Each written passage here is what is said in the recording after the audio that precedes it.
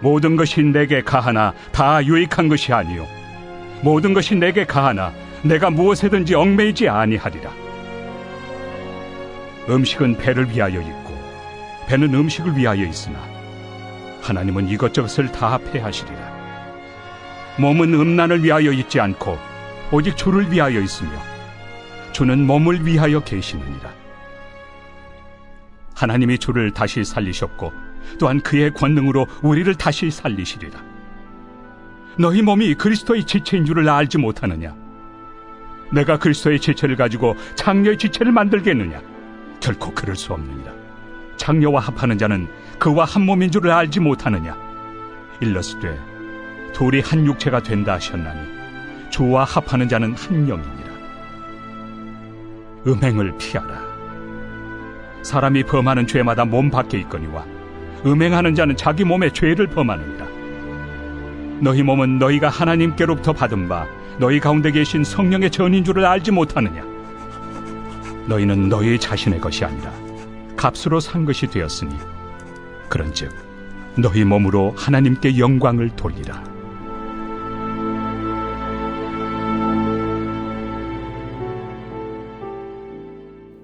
성경이 말하는 자유는 내 마음대로 다 하는 것이 자유가 아닙니다. 성경이 말하는 자유는 유익한 일을 할 수 있는 것이 자유입니다. 이런 질문을 해봐야 됩니다. 사랑할 수 있느냐? 용서할 수 있느냐? 나는 순종할 수 있는가? 절제할 수 있는가? 내 몸을 거룩한 성전으로 하나님께 드릴 수 있는가? 이런 질문을 해봐야 합니다. 사랑할 수 없다면, 유익한 일을 할 수 없다면, 순종할 수 없다면 그 사람은 자유가 없는 사람, 선을 행할 수 없는 사람으로 보는 것이 당연합니다. 고린도 교회 성도들은 자신들이 무엇이든지 할 수 있는 자유가 있다고 스스로 생각했습니다. 하지만 실제로는 유익한 일, 선을 행할 수 있는 능력이 그들에게 없었습니다. 결국 하는 일이 판단하고 정죄하고 편을 갈라서 분열하는 일밖에 할 수 없었으면서 스스로 굉장히 지혜로운 척하면서 교만하게 그들이 행동하고 있었던 것입니다. 고린도 교회 성도들은 자신들이 이미 영적으로 어른이 된 것처럼 생각했습니다. 그러나 사도 바울은 아이에게 말하듯이 그들에게 기초부터 다시 가르칩니다. 12절 말씀을 보면 이렇게 말씀합니다. 모든 것이 내게 가하나 다 유익한 것이 아니요 모든 것이 내게 가하나 내가 무엇에든지 얽매이지 아니하리라. 고린도 교회 성도들아, 진짜 자유가 무엇인지 아니? 진짜 자유는 내 마음대로 다 한다고 자유가 아니고 나에게 유익한 일을 하고 어떤 문제든지 얽매이지 않는 것이 진짜 자유야 라고 말합니다. 또 13절 말씀을 보면 이렇게 말해요. 음식은 배를 위하여 있고 배는 음식을 위하여 있으나 하나님은 이것저것을 다 패하시리라. 몸은 음란을 위하여 있지 않고 오직 주를 위하여 있으며 주는 몸을 위하여 계시느니라. 당시에 고린도시에 살았던 사람들은 성욕과 식욕을 같은 것으로 보았습니다. 그래서 신전에 가서 신전 여자 사제들과 함께 성관계를 하는 것을 아무렇지도 않게 생각했습니다. 그냥 식당에서 밥을 먹는 것쯤으로 생각했습니다. 문제는 고린도 교회 성도들 가운데 여전히 신전을 드나드는 사람이 있었다는 것이 문제입니다. 식욕과 같은 거 아닙니까? 얼마든지 괜찮지 않습니까? 라고 말하는 이들에게 사도 바울은 몸은 음란을 위하여 있지 않고 오직 주를 위하여 있다고 말합니다. 우리의 몸은 쾌락을 느끼기 위해 있는 것이 아닙니다. 19절 말씀에서 사도 바울은 우리의 몸은 하나님이 거하시는 성전이라고 말했습니다.